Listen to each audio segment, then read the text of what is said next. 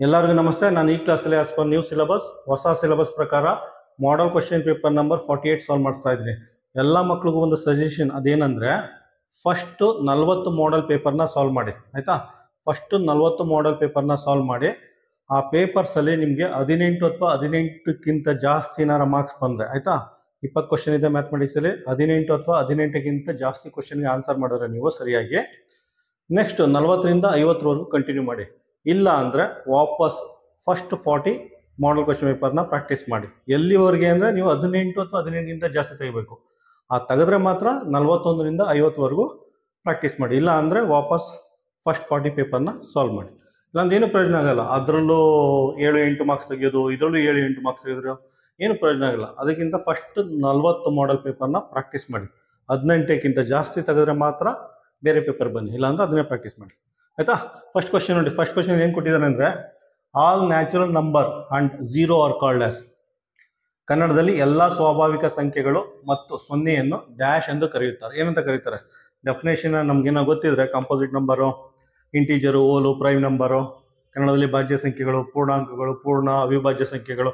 Definition ಏನಾರ ಕರೆಕ್ಟಾಗಿ ತಿಳ್ಕೊಂಡಿದ್ರೆ ಇದಕ್ಕೆ ಆನ್ಸರ್ ಮಾಡ್ಬೋದು, ಆಯಿತಾ.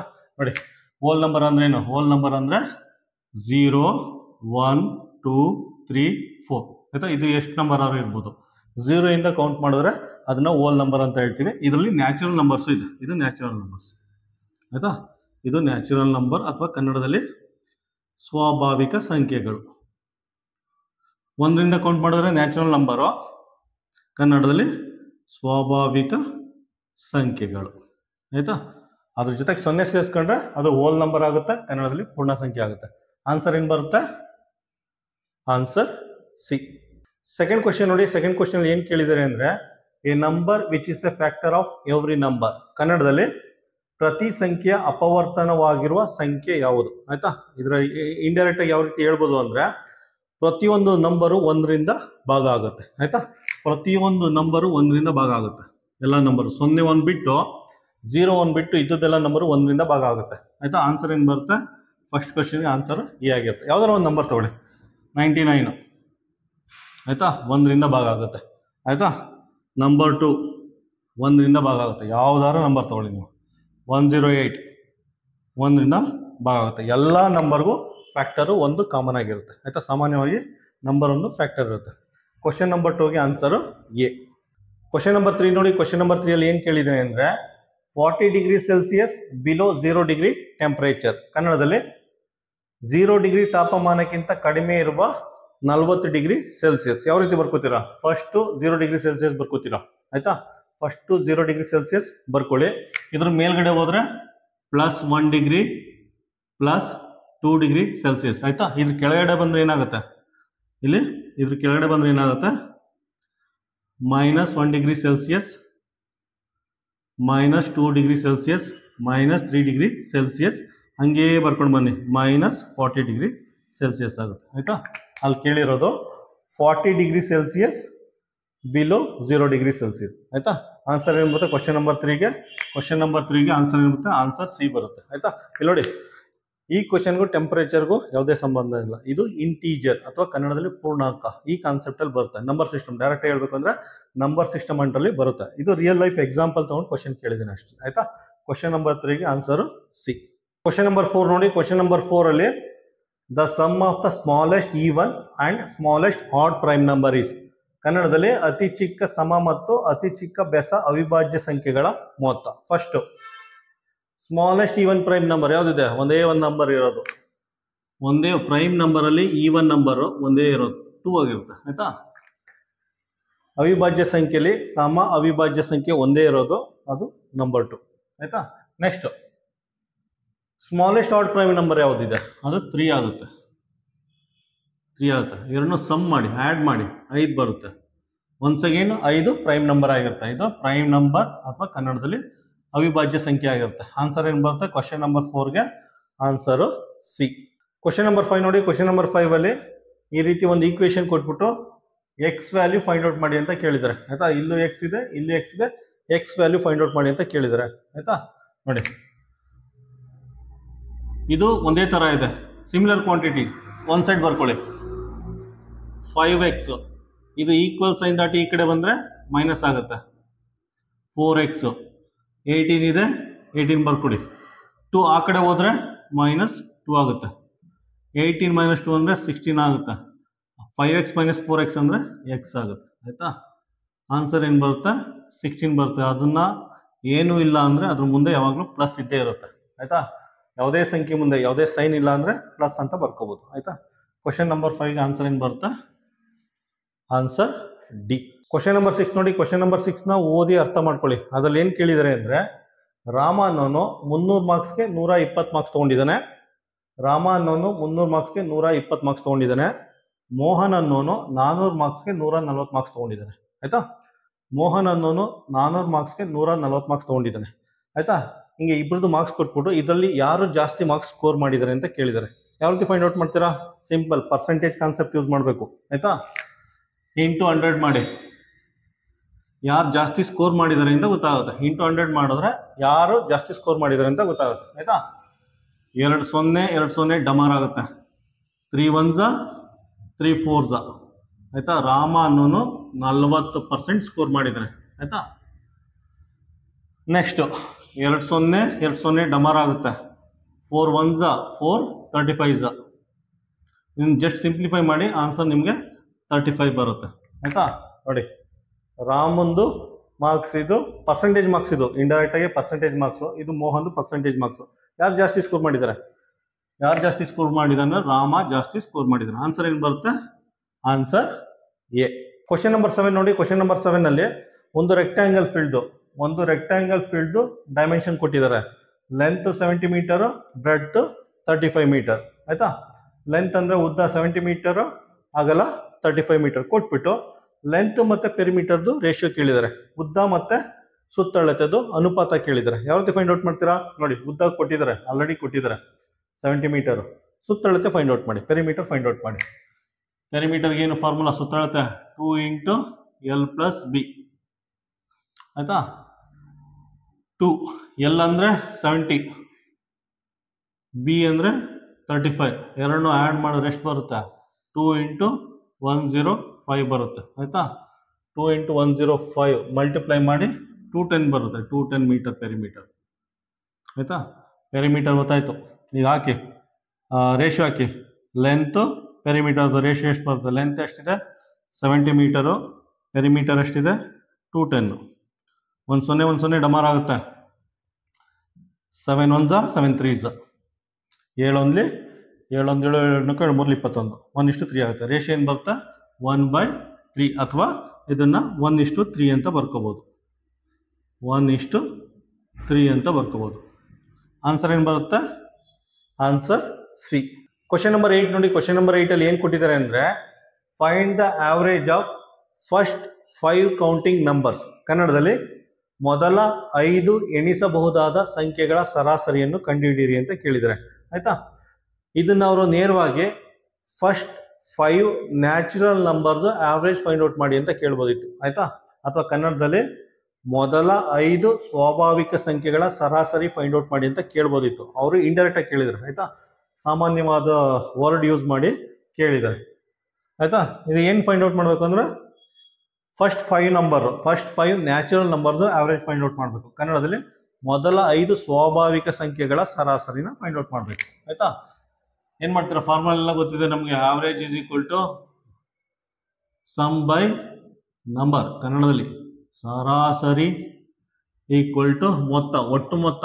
ಅವೆಲ್ಲ ಒಟ್ಟು ಮೊತ್ತ ಡಿವೈಡೆಡ್ ಬೈ ಒಟ್ಟು ಸಂಖ್ಯೆ. ಅದೆಲ್ಲ ಬರೀತಲ್ಲ, ಒಟ್ಟು ಅದೆಲ್ಲ ಸುಮ್ಮನೆ ಜಾಸ್ತಿ ಆಗುತ್ತೆ ಅಂತ. ಇದು ಅಷ್ಟೇ, total some by total number ಅವೆಲ್ಲ ಬರೀತಲ್ಲ. ಸಿಂಪಲ್ ಕೀವರ್ಡ್ ಯೂಸ್ ಮಾಡ್ತಾ ಇದ್ದೀನಿ. ಆವ್ರೇಜ್ ಫೈಂಡ್ ಔಟ್ ಮಾಡಿ. ಫಸ್ಟ್ 5 ಕೌಂಟಿಂಗ್ ನಂಬರು ಹೆಂಗೆ ಕೌಂಟ್ ಮಾಡ್ತೀರಾ? 1 2 3 4 5. ಆಯಿತಾ? ಟೋಟಲ್ ನಂಬರ್ ಎಷ್ಟಿದೆ? 5. ಆ್ಯಡ್ ಮಾಡಿ. ಆ್ಯಡ್ ಮಾಡಿದ್ರೆ 15 ಬರುತ್ತೆ. ಕೆಳಗಡೆ 5 5 1 5 3. ಆವ್ರೇಜ್ ಏನು ಬರುತ್ತೆ? ಸರಾಸರಿ 3 ಬರುತ್ತೆ. Answer B. ಕ್ವಶನ್ ನಂಬರ್ 9 ನೋಡಿ. ಕ್ವಶನ್ ನಂಬರ್ 9ನ ಓದಿ ಅರ್ಥ ಮಾಡ್ಕೊಳ್ಳಿ. ಅದ್ರಲ್ಲಿ ಏನು ಕೊಟ್ಟಿದ್ದಾರೆ ಅಂದರೆ, ಒಂದು ಹುಡುಗನ ಹತ್ರ ಒಂದು ಅಮೌಂಟ್ ಇದೆಯಂತೆ. ಆಯಿತಾ? ಎಷ್ಟೋ ಒಂದು ಅಮೌಂಟ್ ಇದೆಯಂತೆ. ಯಾವುದೋ ಒಂದು ಅಂಗಡಿಗೆ ಹೋಗ್ತಾನಂತೆ. ಯಾವುದೋ ಒಂದು ಅಂಗಡಿಗೆ ಹೋಗ್ಬಿಟ್ಟು ಅಮೌಂಟಲ್ಲಿ 1/3 ಸ್ಪೆಂಡ್ ಮಾಡ್ತಾನಂತೆ. ಅರ್ಥ ಆಯ್ತಾ? ಆ ಹುಡುಗನ ಹತ್ರ ಎಷ್ಟು ಅಮೌಂಟ್ ಇರುತ್ತಂತೆ ಗೊತ್ತಿಲ್ಲ, ಎಕ್ಸ್ ಅಂತ ಬರ್ಕೊಂಡಿದ್ದೀವಿ. ಹುಡುಗ ಏನು ಮಾಡ್ತಾನೆ, ಯಾವುದೋ ಒಂದು ಅಂಗಡಿಗೆ ಹೋಗ್ಬಿಟ್ಟು ಅವನ ಹತ್ರ ಇರೋ ಅಮೌಂಟಲ್ಲಿ 1/3 ಫಸ್ಟ್ ಸ್ಪೆಂಡ್ ಮಾಡ್ತಾನಂತೆ. ಆಯ್ತಾ, ಅದನ್ನು ಬರ್ಕೊಳ್ಳಿ ನೀಟಾಗಿ, x/3 ಅಂತ ಬರ್ಕೊಳ್ಳಿ. ಆಯ್ತಾ, x/3 ಸ್ಪೆಂಡ್ ಮಾಡೋನೆ. ಆಯ್ತಾ, ಈಗ ಎಷ್ಟು ಉಳಿದಿದೆ ಅಂತ ಕೌಂಟ್ ಮಾಡಿ. ಅವನ ಹತ್ರ ಅಮೌಂಟ್ ಎಕ್ಸ್ ಇತ್ತು, ಅದರಲ್ಲಿ ಇಷ್ಟು ಸ್ಪೆಂಡ್ ಮಾಡಿದ್ದಾನೆ. ಎಷ್ಟಾಯ್ತು ಅವನ ಹತ್ರ ಟೋಟಲ್ ಅಮೌಂಟು ಅದರಲ್ಲಿ ಇಷ್ಟನ್ನ ಸ್ಪೆಂಡ್ ಮಾಡಿದ್ದಾನೆ. ಆಯ್ತಾ, ಕ್ಯಾಲ್ಕುಲೇಟ್ ಮಾಡಿ. ಇದೇನಾಗುತ್ತೆ, 3x - x / 3 ಆಗುತ್ತೆ. ಅವನ ಹತ್ರ ಎಷ್ಟು ಉಳ್ಕೊಳ್ಳುತ್ತದೆ ಅಂದರೆ 2x/3 ಉಳ್ಕೊಳ್ಳುತ್ತೆ. ಆಯ್ತಾ, ಅವನ ಹತ್ರ ಇಷ್ಟು ಉಳಿದಿದೆ.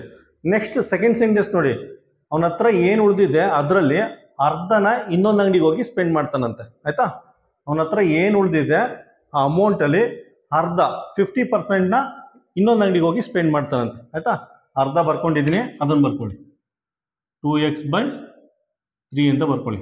2 ಕ್ಯಾನ್ಸಲ್ ಆಗುತ್ತಾ, x/3 ಉಳ್ಕೊಳ್ಳುತ್ತೆ. ಆಯ್ತಾ, ಇಲ್ಲಿ ನೋಡಿ, ಇದನ್ನು ತಗೊಳ್ಳಿ, ಫಸ್ಟ್ ಇದನ್ನು ತಗೊಳ್ಳಿ. ಆಯ್ತಾ, ಅದಾದ್ಮೇಲೆ ಇದನ್ನು ತಗೊಳ್ಳಿ. ಆಯ್ತಾ, ಇದು ಬೇಡ.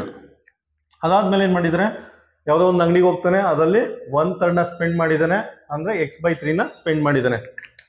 ಯಾವುದೋ ಇನ್ನೊಂದು ಅಂಗಡಿಗೆ ಹೋಗ್ತಾನೆ, ಅವನ ಹತ್ರ ಏನು ಉಳಿದಿದೆ ಅದರಲ್ಲಿ ಅರ್ಧನ ಸ್ಪೆಂಡ್ ಮಾಡ್ತಾನೆ, ಅಂದರೆ ಎರಡನೇ ಅಂಗಡಿಯಲ್ಲಿ ಇಷ್ಟನ್ನ ಸ್ಪೆಂಡ್ ಮಾಡ್ತಾನಂತೆ. ನೆಕ್ಸ್ಟ್ ಅವನ ಹತ್ರ ಎಷ್ಟು ಉಳಿದಿದೆ ಅಂದರೆ ಅವನ ಹತ್ರ ಎಷ್ಟು ಉಳಿದಿದೆ ಅಂದರೆ ಇನ್ನೂ 15 ರೂಪಾಯಿ ಉಳಿದಿದೆಯಂತೆ.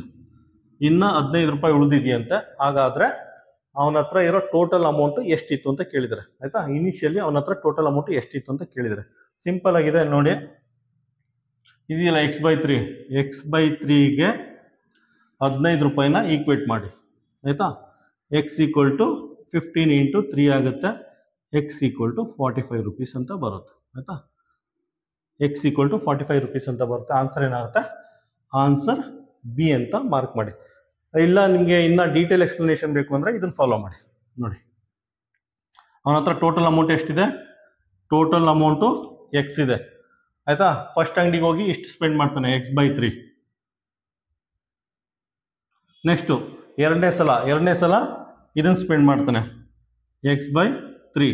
ಆಯಿತಾ, ಅವನ ಹತ್ರ ಬಾಕಿ 15 ರೂಪಾಯಿ ಉಳಿದಿದೆ. ಆಯಿತಾ, ಜಸ್ಟ್ ಸಿಂಪ್ಲಿಫೈ ಮಾಡಿ ನಿಮಗೆ ಫೈನಲ್ ಆನ್ಸರ್ ಸಿಗುತ್ತೆ. x = ಇದೆರಡನ್ನು ಆ್ಯಡ್ ಮಾಡಿ, 2x/3 + 15 ಆಗುತ್ತೆ. ಆಯಿತಾ, ಇದು x ಈ ಕಡೆ ಬಂದರೆ x - 2x/3 = 15 ಆಗುತ್ತೆ. ಆಯಿತಾ, ಇದೇನಾಗುತ್ತೆ, x/3 ಆಗುತ್ತೆ. ಒನ್ಸ್ ಅಗೇನು 3x - 2x/3 = 15 ಆಗುತ್ತೆ. ಆಯಿತಾ, 3x ಅಲ್ಲಿ 2x ಅಂದರೆ x ಉಳ್ಕೊಳ್ಳುತ್ತೆ, /3 = 15 ಆಗುತ್ತೆ. ಒನ್ಸ್ ಅಗೇನ್ x = 45 ಆಗುತ್ತೆ. ಆಯಿತಾ, ನಿಮಗೆ ಡೀಟೇಲಾಗಿ ಇನ್ನೂ ಕ್ಲಾರಿಟಿ ಬೇಕು ಅಂದರೆ ಈ ಮೆಥಡ್ ಫಾಲೋ ಮಾಡಿ. ಕ್ವಶನ್ ನಂಬರ್ 9 ಆನ್ಸರ್ ಏನು ಬರುತ್ತೆ, ಆನ್ಸರ್ ಬಿ. ಕ್ವಶನ್ ನಂಬರ್ 10 ನೋಡಿ. ಕ್ವಶನ್ ನಂಬರ್ 10 ಏನು ಕೊಟ್ಟಿದ್ದಾನೆ ಅಂದರೆ ಒಂದು ಸ್ಕ್ವೇರ್ ಕೊಟ್ಟಿದ್ದಾನೆ. ಒಂದು ಸ್ಕ್ವೇರ್ ಕೊಟ್ಬಿಟ್ಟು ಅದ್ರ ಒನ್ ಸೈಡ್ ಡೈಮೆನ್ಷನ್ ಕೊಟ್ಟಿದ್ದಾನೆ. ಆಯಿತಾ, ಒನ್ ಸೈಡ್ ಡೈಮೆನ್ಷನ್ನು 4 ಮೀಟರ್ ಅಂತ. ಆಯಿತಾ, ಒಂದು ಸೈಡ್ ಕೊಟ್ಟಿದ್ದಾನೆ ಅಂದರೆ ಎಲ್ಲ ಸೈಡು ಸೇಮ್ ಇರುತ್ತೆ. ಸ್ಕ್ವೇರ್ ಅಂದರೆ ಎಲ್ಲ ಸೈಡು ಸೇಮ್ ಇರುತ್ತಂತೆ. ಆಯಿತಾ, ಒಂದು ಸ್ಕ್ವೇರ್ ಕೊಟ್ಟಿದ್ದಾನೆ, ಅದ್ರ ಡೈಮೆನ್ಷನ್ ಕೊಟ್ಟಿದ್ದಾನೆ. ಕೊಟ್ಬಿಟ್ಟು ಏನಂತ ಕೇಳಿದ್ದಾನೆ ಅಂದರೆ ಈ ಸ್ಕ್ವೇರ್ನ 4 ಈಕ್ವಲ್ ಪಾರ್ಟ್ ಆಗಿ ಡಿವೈಡ್ ಮಾಡ್ತಾನಂತೆ. ಆಯಿತಾ, 4 ಈಕ್ವಲ್ ಪಾರ್ಟ್ ಆಗಿ ಡಿವೈಡ್ ಮಾಡ್ತಾನಂತೆ ಈ ರೀತಿ.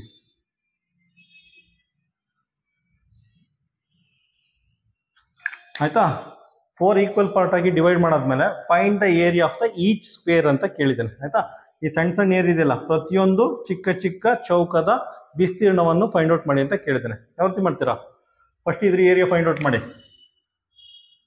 ಹೆಂಗೆ, ಫಾರ್ಮುಲಾ a × a. ನೀವೆಲ್ಲ ಡೈರೆಕ್ಟಾಗಿ ಸಾಲ್ವ್ ಮಾಡಬೇಕು. ಇವೆಲ್ಲ ಸರ್ಕಸ್ ಇವೆಲ್ಲ ಬರೆಯೋಕ್ಕೆ ಹೋಗಬಾರ್ದು. 4 × 4 a = 16 ಮೀಟರ್ ಸ್ಕ್ವೇರ್ ಆಯಿತು. ಆಯಿತಾ, ಇದನ್ನು 4 ಈಕ್ವಲ್ ಪಾರ್ಟ್ ಆಗಿ ಡಿವೈಡ್ ಮಾಡಿದ್ದಾನೆ. ಇದನ್ನು /4 ಮಾಡಿ ಅಷ್ಟೇ. ಆಯಿತಾ, ಇದ್ರ ಏರಿಯಾ ಸ್ಮಾಲ್ ಏರಿಯಾ ಏನಾರ ಸ್ಮಾಲ್ ಏರಿಯಾ ಅಂದರೆ 16/4 ಮಾಡಿ ಅಷ್ಟೇ. 4 1 4 4 ಮೀಟರ್ ಸ್ಕ್ವೇರ್ ಬರುತ್ತೆ. ಆಯಿತಾ, ಇದೆಲ್ಲ ಏರಿಯಾ ಏನು ಬರುತ್ತೆ, 4 metre square 4 metre square 4 metre square 4 metre square ಬರುತ್ತೆ. ಇದ್ರ ಏರಿಯಾ 16 ಮೀಟರ್ ಸ್ಕ್ವೇರ್ ಬರುತ್ತೆ. ಆಯಿತಾ, ಏರಿಯಾ ಆಫ್ ಈಚ್ ಸ್ಕ್ವೇರ್ ಅಂದರೆ 4 ಮೀಟರ್ ಸ್ಕ್ವೇರ್. ಆನ್ಸರ್ ಏನು ಬರುತ್ತೆ, ಆನ್ಸರ್ ಡಿ. ಕ್ವಶನ್ ನಂಬರ್ 11 ನೋಡಿ. ಕ್ವಶನ್ ನಂಬರ್ 11 ನಾವು ಓದಿ ಅರ್ಥ ಮಾಡ್ಕೊಳ್ಳಿ.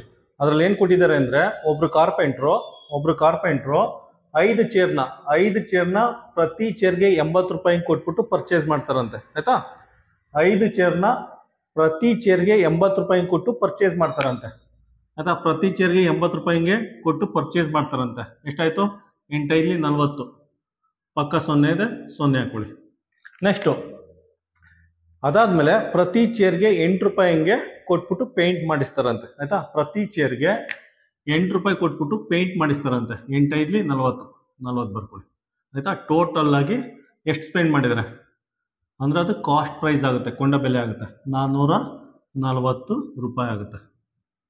ಆಯ್ತಾ, ಅದಾದ್ಮೇಲೆ 5 ಚೇರ್ನ 500 ರೂಪಾಯಿಗೆ ಸೆಲ್ ಮಾಡ್ತಾರಂತೆ. ಆಯ್ತಾ, ಹೋಲ್ಸೇಲ್ ಆಗಿ 5 ಚೇರ್ನ 500 ರೂಪಾಯಿಗೆ ಸೆಲ್ ಮಾಡ್ತಾರಂತೆ. ಹಾಗಾದ್ರೆ ಅವ್ರಿಗೆ ಪ್ರಾಫಿಟ್ ಆಯ್ತಾ, ಲಾಸ್ ಆಯ್ತಾ? ಆಯ್ತಾ, ನೋಡಿ 440 ರೂಪಾಯಿ ಇನ್ವೆಸ್ಟ್ ಮಾಡಿದರೆ 500 ರೂಪಾಯಿಗೆ ಸೆಲ್ ಮಾಡಿದ್ದಾರೆ. ಎಷ್ಟಾಯ್ತು ಪ್ರಾಫಿಟ್? 60 ರೂಪಾಯಿ ಆಗುತ್ತೆ ಪ್ರಾಫಿಟ್. ಆಯ್ತಾ, ಬೇಕು ಅಂದ್ರೆ ಮೈನಸ್ ಮಾಡಿ, 60 ರೂಪಾಯಿ ಪ್ರಾಫಿಟ್ ಆಗುತ್ತೆ. ಆಯ್ತಾ, ಆನ್ಸರ್ ಏನು ಬರುತ್ತೆ? Answer B.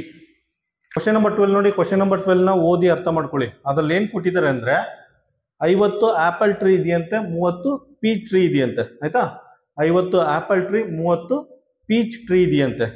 ಸೆಕೆಂಡ್ ಸೆಂಟೆನ್ಸ್ ಅಲ್ಲಿ ಏನ್ ಕೊಟ್ಟಿದ್ದಾನೆ ಅಂದ್ರೆ ಪ್ರತಿಯೊಂದು ರೋಸ್ ಅಲ್ಲೂ, ಆಯ್ತಾ, ಪ್ರತಿಯೊಂದು ಸಾಲಿನಲ್ಲೂ ಸೇಮ್ ನಂಬರ್ ಮತ್ತೆ ಸೇಮ್ ಟೈಪ್ ಆಫ್ ಟ್ರೀನ ಪ್ಲಾಂಟ್ ಮಾಡ್ತಾರಂತೆ. ಆಯ್ತಾ, ಪ್ರತಿಯೊಂದು ಸಾಲಿನಲ್ಲೂ ಸೇಮ್ ನಂಬರ್ ಮತ್ತೆ ಸೇಮ್ ಟೈಪ್ ಆಫ್ ಟ್ರೀನ ಪ್ಲಾಂಟ್ ಮಾಡ್ತಾರಂತೆ. ಹಾಗಾದ್ರೆ ಪ್ರತಿಯೊಂದು ಸಾಲಿನಲ್ಲೂ ಮ್ಯಾಕ್ಸಿಮಮ್ ಎಷ್ಟು ಟ್ರೀನ ಪ್ಲಾಂಟ್ ಮಾಡ್ಬೋದು ಅಂತ ಕೇಳಿದ್ದಾರೆ. ಆಯ್ತಾ, ಯಾವ ರೀತಿ ಫೈಂಡ್ ಔಟ್ ಮಾಡ್ತೀರಾ? ಆಯ್ತಾ, ಇದಕ್ಕೆ HCF ಫೈಂಡ್ ಔಟ್ ಮಾಡಿ. ಆಯ್ತಾ, ಈಕ್ವಲ್ ನಂಬರ್ ಅಂತ ಬರುತ್ತಲ್ಲ, ಈಕ್ವಲ್ ನಂಬರ್ ಅಥವಾ ಈಕ್ವಲ್ ಡಿಸ್ಟ್ರಿಬ್ಯೂಷನ್, ಆಯ್ತಾ, ಸಮನಾಗಿ ಹೆಂಚಿ, ಆ ತರ ಬಂದಾಗ ನೀವು ಕಣ್ಣು ಮುಚ್ಕೊಂಡು HCF ಫೈಂಡ್ ಔಟ್ ಮಾಡಿ. ಆಯ್ತಾ, ನೋಡಿ ಯಾವ್ದ್ರಿಂದ ಹೋಗುತ್ತೆ? 2 ಇಂದ ಹೋಗುತ್ತೆ. 2 25 2 1 2 5. ಅದಾದ್ಮೇಲೆ 5 ಇಂದ 3 ಇಂದ ಹೋಗಲ್ಲ, 5 ಇಂದ ಹೋಗುತ್ತೆ. ಆಯ್ತಾ, 5 5 5 3 ಇದು ಯಾವ್ದ್ರಿಂದನೂ ಹೋಗಲ್ಲ. ಆಯ್ತಾ, HCF ಅಂದ್ರೆ ಒಂದೇ ನಂಬರ್ ಇಂದ 2 ಡಿವೈಡ್ ಆಗಬೇಕು, ಆ ತರ ಇದ್ರದ್ದು HCF ನಂಬರ್ ಆಗಿರುತ್ತೆ. ಏನಿರುತ್ತೆ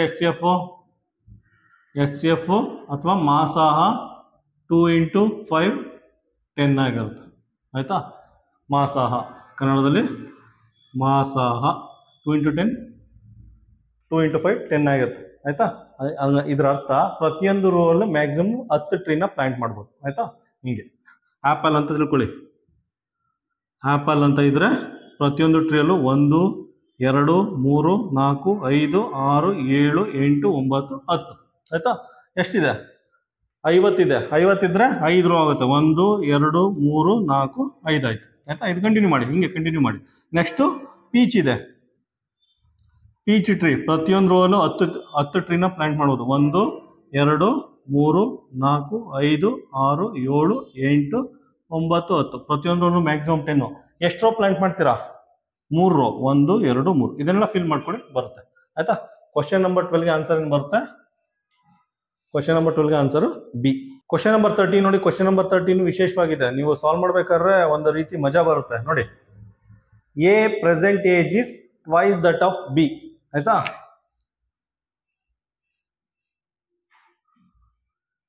ಪ್ರೆಸೆಂಟ್ ಏಜ್ ಬರ್ಕೊಳ್ಳಿ. ಏದು present age twice that of B. ಆಯ್ತಾ, ಫಸ್ಟ್ ಸೆಂಟೆನ್ಸ್ ಅಲ್ಲಿ ಏದು present age twice that of B. ಕನ್ನಡದಲ್ಲಿ ಎ ಯ ಈಗಿನ ವಯಸ್ಸು ಬಿಗಿಂತ 2 ಪಟ್ಟಿದೆ. ಆಯ್ತಾ, next second sentence B age 5 years ago. B age 5 years ago ನೋಡಿ. B age 5 years ago. ಆಯ್ತಾ, ಬಿ ಏಜ್ 5 years ago. ಆಯ್ತಾ, ಕನ್ನಡದಲ್ಲಿ 5 ವರ್ಷಗಳ ಹಿಂದೆ ಬಿಯ ವಯಸ್ಸು, 5 ವರ್ಷಗಳ ಹಿಂದೆ ಬಿಯ ವಯಸ್ಸು ಬಿ ಆಗಿರುತ್ತದೆ ಅಂತ ಕೊಟ್ಟಿದ್ದಾನೆ. ಆಯ್ತಾ, ಇನ್ನೊಂದ್ಸಲ ಸೆಂಟೆನ್ಸ್ ರಿಪೀಟ್ ಮಾಡ್ತೀನಿ. ಆಯ್ತಾ, ನೋಡಿ first sentence A present age is twice that of B. ಆಯ್ತಾ, ಎ ಯ ಈಗಿನ ವಯಸ್ಸು ಬಿ ಗಿಂತ 2 ಪಟ್ಟು ಹೆಚ್ಚಿದೆ. ಈಕ್ವೇಶನ್ ಬರ್ಕೊಂಡಿದ್ದೀನಿ. Second line,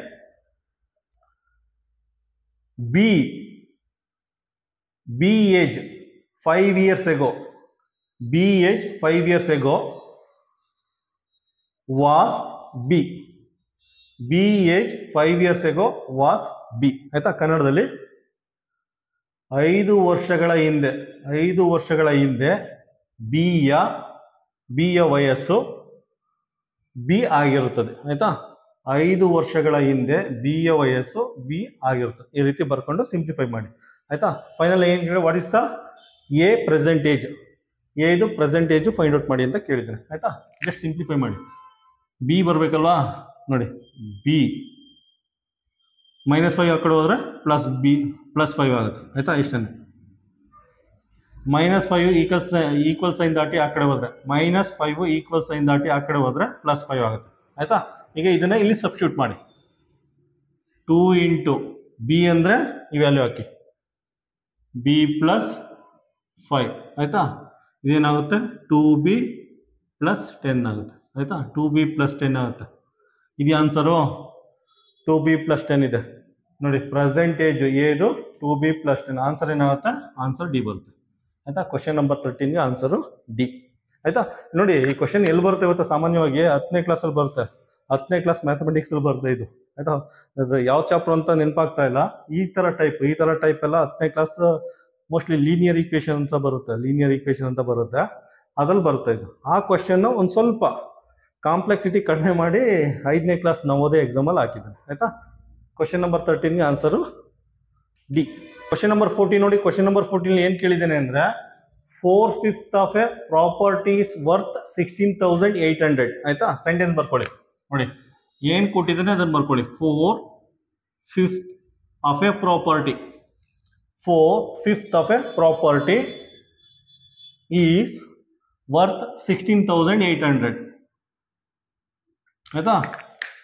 4/5 of a property is worth 16,800. ಆಯ್ತಾ? ಕನ್ನಡದಲ್ಲಿ ಒಂದು ಆಸ್ತಿಯ 4/5 ಭಾಗವು 16,800 ಆಗಿರುತ್ತದೆ. ಈ ರೀತಿ ಬರ್ಕೊಳ್ಳಿ. ಆಯ್ತಾ? ಬರ್ಕೊಂಡು ಸಿಂಪ್ಲಿಫೈ ಮಾಡಿ ಇದನ್ನ. x = 16,800 × 4/5 ಈಕ್ವಲ್ ಸೈನ್ ದಾಟಿ ಆ ಕಡೆ ಹೋದ್ರೆ ಪಲ್ಟಿ ಆಗುತ್ತೆ, 5/4 ಆಗುತ್ತೆ. ಆಯ್ತಾ? ಇದನ್ನ ಸಿಂಪ್ಲಿಫೈ ಮಾಡಿ. ಮಾಡಿದ್ರೆ ಎಷ್ಟು ಬರುತ್ತೆ ನಮಗೆ? 21,000 ಬರುತ್ತೆ. ಆಯ್ತಾ? ಫಸ್ಟ್ ಇದನ್ನ ಸಿಂಪ್ಲಿಫೈ ಮಾಡಿ. ನೆಕ್ಸ್ಟ್ ಸೆಕೆಂಡ್ ಸೆಂಟೆನ್ಸ್ ನೋಡಿ. Find the value of 3/7. 3/7 of x ನ ಫೈಂಡ್ ಔಟ್ ಮಾಡಿ ಅಂತ ಕೇಳಿದೆ. ಆಯ್ತಾ? 4/5 ಪ್ರಾಪರ್ಟಿ ವ್ಯಾಲ್ಯೂ ಕೊಟ್ಬಿಟ್ಟು 3/7 ಫೈಂಡ್ ಔಟ್ ಮಾಡಿ ಅಂತ ಕೇಳಿದ್ದಾರೆ. ಹೆಂಗ್ ಫೈಂಡ್ ಔಟ್ ಮಾಡ್ತೀರಾ? 3/7 × x ಅಂದ್ರೆ ಗೊತ್ತಲ್ಲ, x ಅಂದ್ರೆ ಈ ವ್ಯಾಲ್ಯೂ 21,000. 7 1 7 1 7 2 7 3 21, 1 2 3,000, 3 3 9, ಇದೇನಾಗುತ್ತೆ 9,000 ಬರುತ್ತೆ. 1 2 9,000 ಬರುತ್ತೆ. ಆಯ್ತಾ? ಆನ್ಸರ್ ಏನು ಬರುತ್ತೆ? ಕ್ವಶನ್ ನಂಬರ್ 14ಗೆ ಆನ್ಸರ್ ಸಿ. ಕ್ವಶನ್ ನಂಬರ್ 15 ನೋಡಿ. ಕ್ವಶನ್ ನಂಬರ್ 15 ನಲ್ಲಿ ಈ ರೀತಿ ಒಂದು ಜೊಮೆಟ್ರಿ ಕೊಟ್ಟಿದ್ದಾನೆ. ಈ ರೀತಿ ಒಂದು ಜೊಮೆಟ್ರಿ ಕೊಟ್ಬಿಟ್ಟು ಆಂಗಲ್ AOB ನ ಫೈಂಡ್ ಔಟ್ ಮಾಡಿ ಅಂತ ಕೇಳಿದ್ದಾನೆ. ಆಯ್ತಾ? ಆಂಗಲ್ AOB ಅಂದ್ರೆ ಈ ಆಂಗಲ್ ನ ಫೈಂಡ್ ಔಟ್ ಮಾಡಿ ಅಂತ ಕೇಳಿದ್ದಾನೆ. ನೋಡಿ, ಕೇರ್ಫುಲ್ ಆಗಿ ಅಬ್ಸರ್ವ್ ಮಾಡಿ. ಇಲ್ಲಿಂದ ಇಲ್ಲಿಗೆ 114 ಡಿಗ್ರಿ ಇದೆ. 114 ಡಿಗ್ರಿ ಇದೆ. ಆಯ್ತಾ? ಇಲ್ಲಿಂದ ಇಲ್ಲಿಗೆ 114 ಡಿಗ್ರಿ ಇದೆ. ಮತ್ತೆ ಇಲ್ಲಿಂದ ಇಲ್ಲಿಗೆ 90 ಡಿಗ್ರಿ ಇದೆ. ಆಯ್ತಾ? ಈ ಲೈನ್ ಇಂದ ಈ ಲೈನ್ ವರೆಗೂ 90 ಡಿಗ್ರಿ ಇದೆ. ಜಸ್ಟ್ ಮೈನಸ್ ಮಾಡಿದ್ರೆ ಈ ಆಂಗಲ್ ಬರುತ್ತೆ 24 ಡಿಗ್ರಿ ಬರುತ್ತೆ. ಆಯ್ತಾ? ಈ ಆಂಗಲ್ ಏನು ಬರುತ್ತೆ?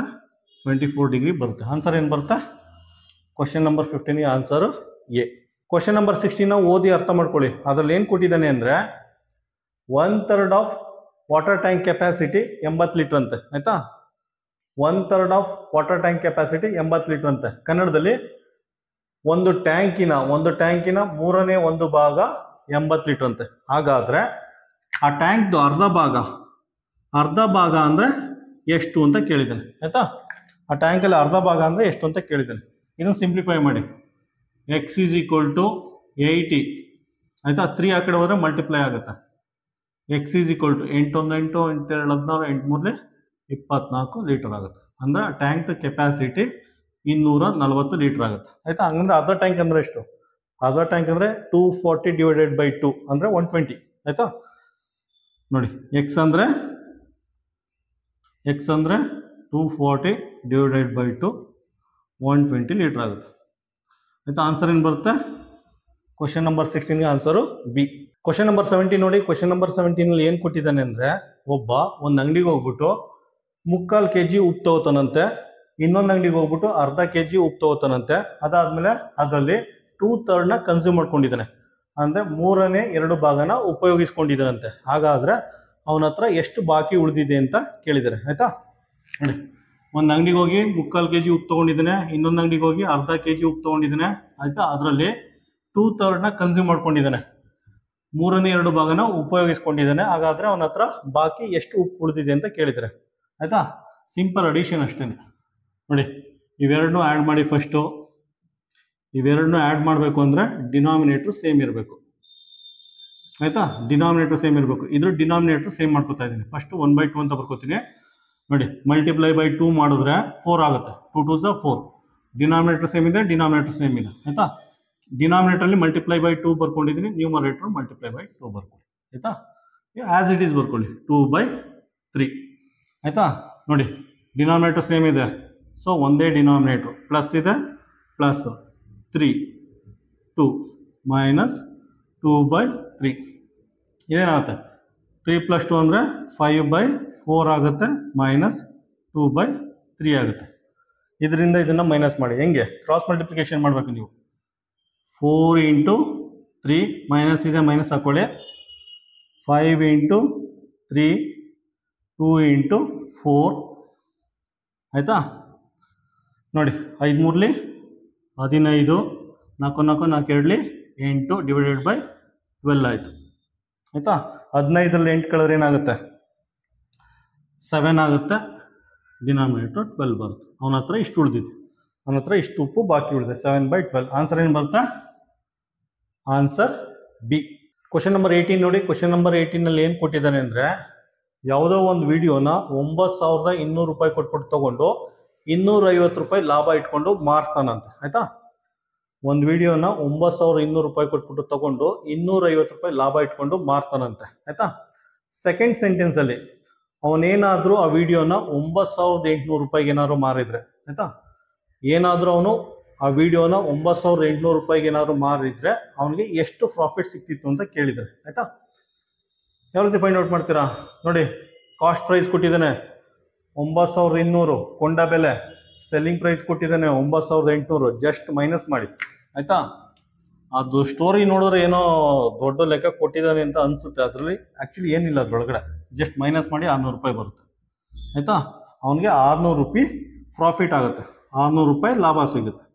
ಆಯಿತಾ? ಕ್ವಶನ್ ನೋಡಿದ್ರೆ ಮಕ್ಕಳು, ಚಿಕ್ಕ ಮಕ್ಕಳು ಹೆದರ್ಕೊಬಿಡ್ಬೇಕು. 3 ಸೆಂಟೆನ್ಸ್ ಎಷ್ಟು ಉದ್ದ ಐತೆ, ಅರ್ಥ ಮಾಡ್ಕೊಂಡ್ರೆ ಒಳಗಡೆ ಏನೂ ಇಲ್ಲ. ಜಸ್ಟ್ ಮೈನಸ್ ಮಾಡಿದ್ರೆ ಆನ್ಸರ್ ಬರುತ್ತೆ. ಆನ್ಸರ್ ಏನು ಬರುತ್ತೆ?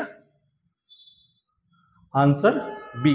ಕ್ವಶನ್ ನಂಬರ್ 19 ನೋಡಿ. ಕ್ವಶನ್ ನಂಬರ್ 19ನಲ್ಲಿ ಡಿಸೆಂಬರ್ ತಿಂಗಳಲ್ಲಿ ಯಾವ್ಯಾವ ಸೈಜ್ ಹ್ಯಾಟ್, ಆಯಿತಾ, ಯಾವ್ಯಾವ ಸೈಜು ಕ್ಯಾಪು ಎಷ್ಟೆಷ್ಟು ಸೆಲ್ ಆಗಿದೆ ಅಂತ ಡೀಟೇಲ್ ಕೊಟ್ಟಿದ್ದಾರೆ. ನೋಡಿ, ಸ್ಮಾಲ್ ಸೈಜು 1 2 3 ಸೆಲ್ ಆಗಿದೆ. ಮೀಡಿಯಮ್ ಸೈಜು 1 2 3 4 5 6 ಸೆಲ್ ಆಗಿದೆ.